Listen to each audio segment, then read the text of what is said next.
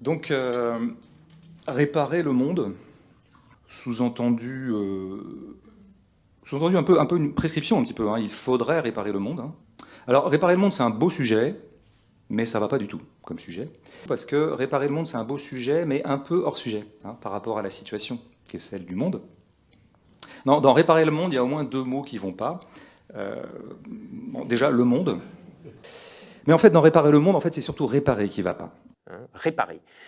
Ce que je trouve toujours très frappant, c'est le degré d'ignorance des choix de pensée et des options politiques qu'entraînent certains choix de mots, certains choix lexicaux. Réparer est un terme qui a une vogue certaine de par la psychologie triomphante et hégémonique, hein, parce que c'est un terme de psychologie, hein, vous savez, on va se réparer après un trauma. Alors, réparer, évidemment, qui peut être contre réparer? On va se réparer après un deuil, on a été cassé par la vie, donc il faut qu'on se répare. Bon. Moi, la première fois que j'ai croisé Réparer, c'était le roman de Médis de Kerangal. C'était Réparer les vivants.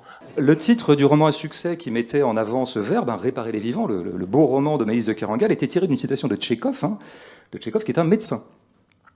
Oui, j'ai vérifié sur Wikipédia, il est médecin, il a fait peut-être d'autres trucs par ailleurs, peut-être des pièges, je sais pas, mais enfin il était essentiellement médecin. Et donc c'est intéressant parce que ça nous mène à la médecine. Et réparer, c'est un terme de médecine. Donc qu'est-ce qui se passe en médecine? En médecine, on peut postuler qu'il y a un état de santé du corps qui peut se dérégler, mais auquel la réparation ramène. Le dérèglement, c'est la maladie, et la réparation, c'est le soin qui mène à la guérison. Donc l'os est en bonne santé, il se fracture, vous l'opérez, il revient à sa santé initiale, hein. C'est ça le principe de la médecine. Ah bah, qui peut être en désaccord? C'est beau, réparer les vivants. Et même réparer la machine à coudre pour éviter d'en racheter une nouvelle, c'est un beau geste également. Le problème, si tu veux, c'est que réparer ne peut pas s'appliquer uniformément à tous les objets de toutes les tailles. Je vais te donner un exemple. Il n'y a pas si longtemps, je suis tombé sur l'émission économique de France Culture dont le titre était « Réparer la mondialisation ». Réparer le capitalisme, ça voudrait dire qu'il est seulement en panne. Et ça induirait qu'il y a un bon état de marche du capitalisme. Vous voyez ? Ceux qui parlent d'un bon état de marche du capitalisme, ce sont les mêmes qui parlent des excès du capitalisme. Les excès du capitalisme. Et alors, il y en a d'autres, hein, il y a pas mal de... Les déviances, les dérives. Hein, les excès, les déviances, les dérives du capitalisme. Le capitalisme, en fait, pour eux, ça marche. Il faut juste corriger les dérives. Hein, pour revenir à l'état où ça marchait bien. Ah, tu vois, réparer les vivants, réparer la machine à coudre, réparer la mondialisation. Sous-entendu, la mondialisation, tu vois, par ellipse, c'était la mondialisation économique néolibérale. Alors du coup, il présuppose qu'il y aurait un état de bonne marge du capitalisme. Il y a eu un moment où le capitalisme c'était cool, quoi, c'était chouette, enfin, c'était la fête, quoi. Soit l'ensemble des structures qui ont été installées depuis 3 ou 4 décennies et qui ont opéré une bascule du rapport de force entre le capital et le travail entièrement favorable au capital, qui peut alors déchaîner absolument toutes ses envies. Alors, ça serait quoi cette période, en fait? La bonne période, l'âge d'or du capitalisme, un peu, voilà.